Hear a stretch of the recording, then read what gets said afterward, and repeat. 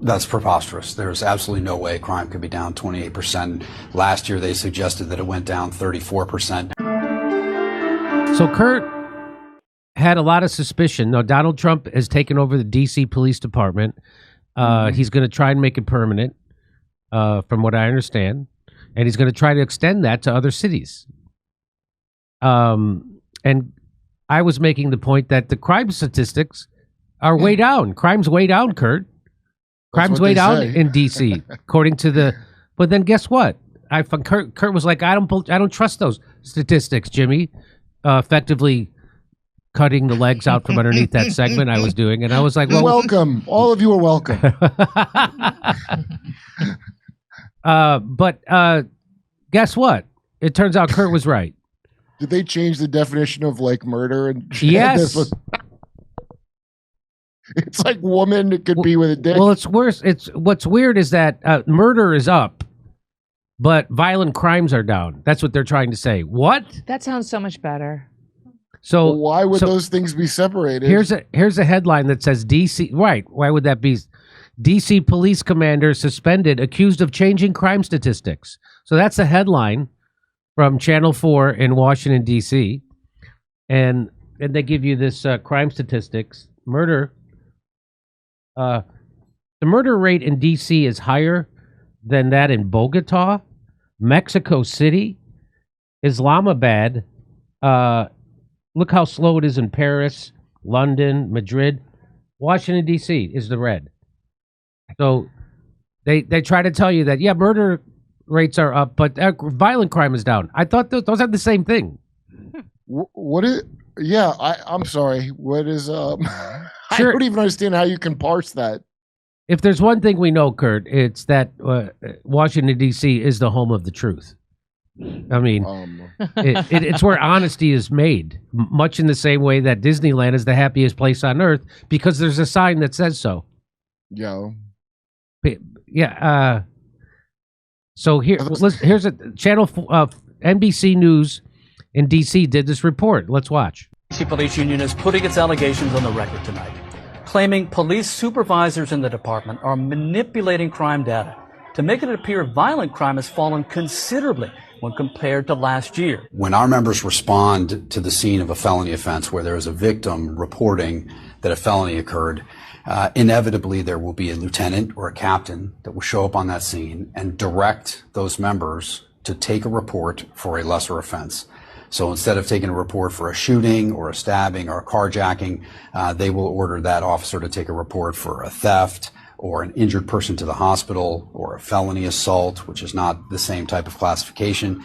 Greg Pemberton says the police department's command staff is focusing on two categories in order to get the numbers to fall. They are armed with a dangerous weapon, an injured person to the hospital. When management officials are directing officers to take reports for felony assault, or if they're going back into police databases and changing offenses to felony assault is not a category of crime that's listed on the department's daily crime stats. It's also not something that's a requirement of the FBI's Uniform Crime Reporting Program.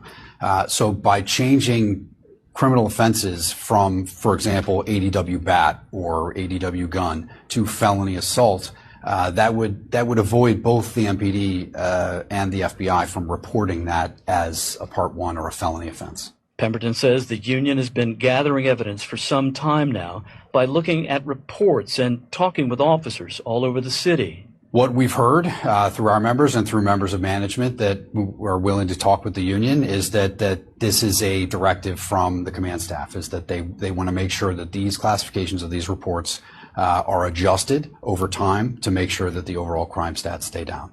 As of last Monday, when we spoke with Pemberton, D.C. crime data shows violent crime was down 28%. Today, the department's website says violent crime is down 25% when compared to the same time last year, and overall crime is down 8%. That's preposterous. There's absolutely no way crime could be down 28%. Last year, they suggested that it went down 34%. As for the claims made by the union... Yeah, no shit. If you live in a city, you know. So there's a little bit more to this. And as for the claims made by the union, Chief Smith released this statement. It says, the Metropolitan Police Department is committed to upholding the trust and the confidence of the public. Any irregularity in crime data brought to my attention will be addressed immediately. I do not condone any official reclassifying criminal offenses outside the guidelines set in the MPD policy. Any allegation of this behavior will be dealt with through our internal processes, which will ensure those members are held accountable. I have the utmost confidence in the command staff leadership currently in place across the Metropolitan Police Department. And one other note, we did reach out to Chief Andre Wright, and he declined to comment. Oh, really? He declined to comment? Really? Well, here, I'll come up with a comment for him. My comment is, we're proud of our police force and their ability to de-escalate problems. For instance, if a woman says she was sexually assaulted in Washington, D.C., we can now downsize it to just some guy was hitting on her. Yeah, it's a separate thing. Yeah. Especially if it's one of our newly arrived immigrants. So Yeah. Kurt was right. So I just wanted to update that story. Because I watched Glenn Greenwald's coverage of, Trump's takeover of the D.C. police, and he made a good point. He goes, let's say crime is down 26%. You still got carjacked. You don't care what that... Yeah, that's true. You don't care. It went up 100% for me, carjackings. That's funny. And that a lot of D.C. staffers, I guess, according to Glenn Greenwald, have been... have complained about this, about the crime. And, I go to D.C. at least, it seems like at least once a year. And I guess I'm always in the nice parts, whatever. I'm only in the parts that you go if you're a tourist, Well, I would say New York, I'll bet you the crime's way higher in touristy parts more than like where like Russell lives, Uh-huh, yeah. Because he was like, it was not bad by me. I'm like, nah, they're all concentrating in the touristy parts that the cops used to have on lock. When I used to be there, the cops, because you're dealing with drug addicts and drunks all weekend. It looks like Armageddon there. But now they don't have the police presence because they got they defunded. That did not happen, Kurt. They did not defund the cops. Whatever that stupid that didn't slogan happen. sucks twice. That was all a lip service that the Democrats were giving about we wanted to defund the police. Black Lives Matter. To Black Lives Matter. And when it came to defund the police, they said, hey, you know what? Let's do the opposite. Let's invent another police force and fund it to the tune of $2 billion. They defunded public protection from the police is what they took away. I'm sure they added more police, but the cops on the beat, they're supposed to be there. They're not there now. So that got defunded because they're not there. And here where I live in Soros Town, Austin, they did the police force left because their union, you couldn't pay them less. So all the experienced officers quit when that bullshit was going on. And now they have people for a lot cheaper. And they can't bring back the experienced ones because the rules with the union or whatever. So that was a little trick. The money didn't go in the pockets of officers and whatever. It went to whatever these I don't know what the hell it goes to. So it's like homelessness. The money goes in and there's more homelessness. So it looks like, again, it doesn't feel good that Donald Trump is, his answer to everything is let's lock him up, right? And he says that we're going to evict, we're going to get rid of the homeless, we're going to kick them out. Like that, the reason why they're on the street is because they've already been kicked out. They got kicked out of their. He's like, we're going to evict them. They're on the street because they've been evicted. You can't evict someone twice. To housing, you're gonna where would you evict people that live outside? Right. My joke was, why don't you just pretend like they're immigrants and give them put them in hotels?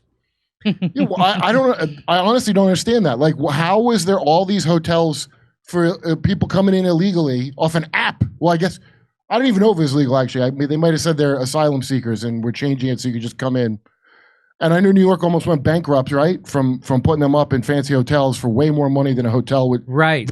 Hotels got paid way more to put NGO brought in mass migration. So I don't understand why they can't do that for Americans. The fact is they can. There's like $45 billion in the big beautiful bill to build more prisons for ICE. And so what do you think they're going to do when they can't fill those beds? They're going to put Americans in there, right?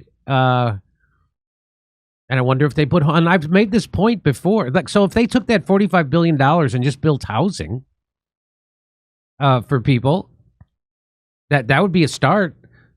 Oh, it would ruin the market, wouldn't it? Because all the foreign investment, say in New York and here and all the major cities where the rent never goes down, they wanted to encourage that global investment. Yeah. So how about you they don't want affordable housing. It'll bring down the market for the real estate cunts. How about we how about we don't allow Chinese billionaires to buy property in America?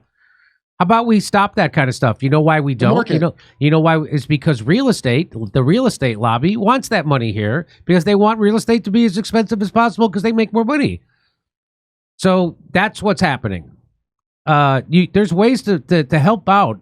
One of them is I haven't looked 100% into this, but it seems nuts that there's all these empty properties being bought by wealthy people who aren't American.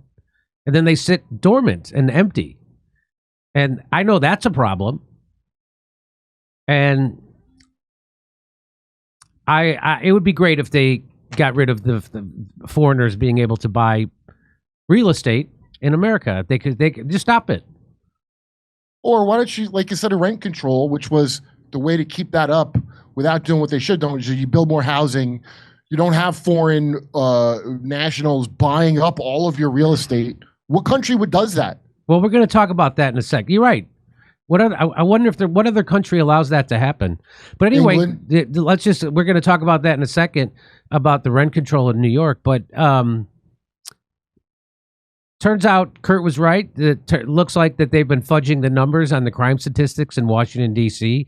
To the point where the head of the police union is accusing the police administration of fudging the numbers. Yeah, the police chief. Yeah. What's her name? Pamela something. She's from Arkansas, of course. So they asked her, now that Trump was taking over the police in D.C., a reporter asked her, what's the chain of command now? And she says, what does that mean?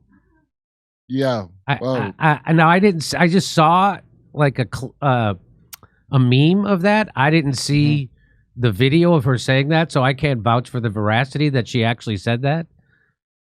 But well, it's easy to believe after I saw the guy, Biden's Fed guy, not know why we borrow money that we right. print. Yeah. So it seems at every level there's been some imbecile that doesn't know anything about what they're supposed to do. Why is that? So it's going to be interesting to see how this all works out, and I really want to see what he does with the homeless people, because if you just lock up the homeless people, it costs $130,000 a year in California to put somebody in prison. I bet you could find them an apartment or a hotel room for a lot less. And of course, these people need drug treatment programs. These people need mental health facilities. Why not take some of that $45 billion and build mental health facilities that the United States got rid of? Starting in the 50s. What didn't start with Reagan? That's what a lot of people thought. I thought that.